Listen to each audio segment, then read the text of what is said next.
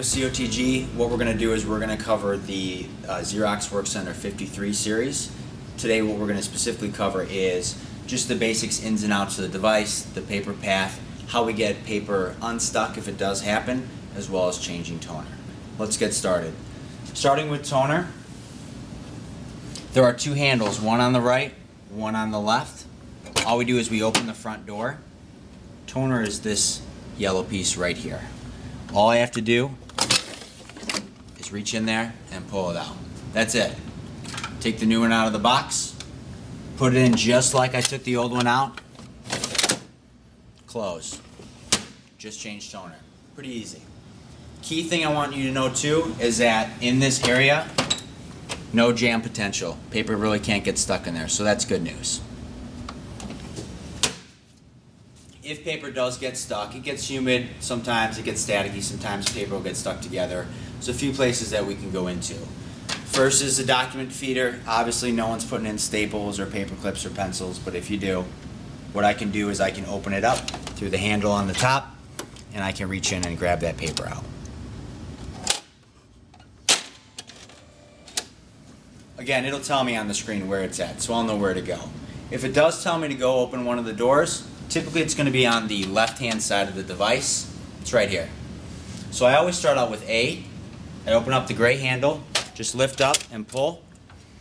This is the fuser. This is what heats up the paper and the toner so it sticks together. So a lot of times, even though this is what makes copies, it can also cause some papers to get stuck. So what I can do is I can pull, after reading the directions, A2, and pull the paper right out. If it really does get stuck in here, where it's kind of tough to get out, there are little thumb screws that I can unscrew and take this whole fuser out if I want. A lot of our customers, what they'll do is they'll actually replace their own fusers so they don't have to wait for a technician. Again, that's up to you.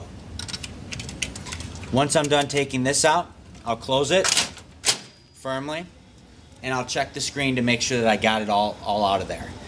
If there's any other places it'll be, I'll just follow the instructions. There's a couple other doors that I can simply open and just grab the paper right out of there. Push comes to shove and it does get stuck in the trays, I can open up these bottom ones and the paper will just come right out with my pull, obviously.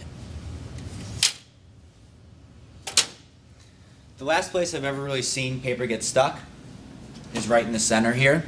It'll tell you on the screen, it'll give you a little video. I'll just open straight up and I'll reach in and grab the paper right out of this area here. Good news is that I don't have to take the finisher off if there's a jam in here. It's usually occurring in that previous spot that I just showed you. What the finisher does have is staples. I'll open it up, reach in and pull it out. Typically once it empties, it'll pull out for you, which is nice. So all you have to do is simply grab it and pull out. That's it. So what I'll do when this staple cartridge is empty, it's kind of like a boot and a sock. I'll take out the dirty sock, I'll keep the white boot, and I'll replace the sock with a new sock, nice and clean. And then slide it in so it clicks, close the door. I just changed the staples. So overall, that's a basic overview of the machine, toner, staples, and jams. I'll be showing some other stuff later.